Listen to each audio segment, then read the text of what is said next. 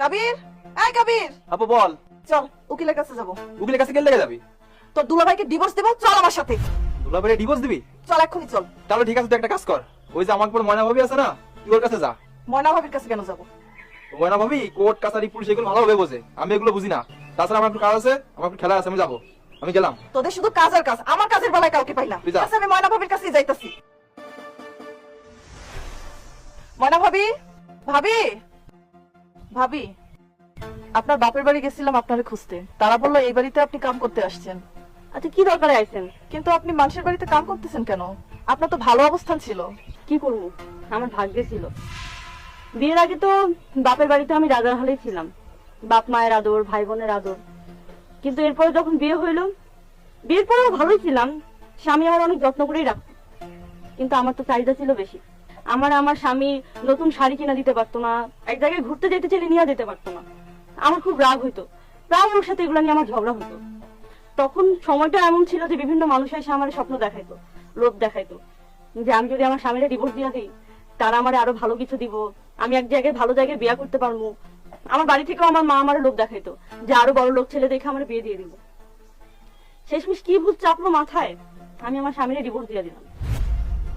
Divorce দেওয়ার পর যখন বাপের বাড়িতে গেলাম, বাপের বাড়িতেও এক সময় দেখলাম যে না, আমার ভাই বোনরাও সহ্য করতে পারতেছে না। ঘরের সব কাজ কর্ম আমারই দিয়ে করায়, রান্না বান্নাটাও আমারই করতে হয়, এক প্রকার কাজের মহিলার মতো। পরে এক সময় আমার বাড়ি থেকে বেরি করে দিল। এখন কই আর যাবো, আমার তো আর কোনো যাওয়ানোর জায়গা নাই। তাই না পারতে মানুষের বাড়ি বাড়ি কাজ করে বেড়াইতেছি। আসলে ডিভোর্স যে কতটা ভয়ানক একটা নারীর জীবনে, এটা এখন আমি হাড়ে হাড়ে টের পাইতেছি। আমার কাছে যদি সুযোগ থাকতো না, আমি মানুষটার কাছে আবার ফিরে যাইতাম, তার সাথে আবার সংসার করতাম। কিন্তু এখন তার আমার কাছে এই সুযোগটা নাই, কারণ ওই মানুষটা আমার বিয়ে করছে। এখন আমার ভাগ্যে এই মানুষের বাড়িতে কাম করে করে বেড়ানো ছাড়া আর কোনো কিছুই নাই। আর যেসব লোকজন, বন্ধু বান্ধব, আত্মীয় স্বজনরা আমার স্বপ্ন দেখাইছিল না যে আমি আমার স্বামীর ডিভোর্স দিয়ে দিলে আরো ভালো কিছু আমার ভাগ্যে জুটবো, তারা তো এখন আমার সাথে যোগাযোগ করে না। তারা তো তখন শুধু আমার সাথে যোগাযোগ করতো তাদের স্বার্থ পূরণ করার জন্য, আমার দেহ পাওয়ার জন্য। আজকে আমি অনেক বড় একটা ভুল করতে যাচ্ছিলাম।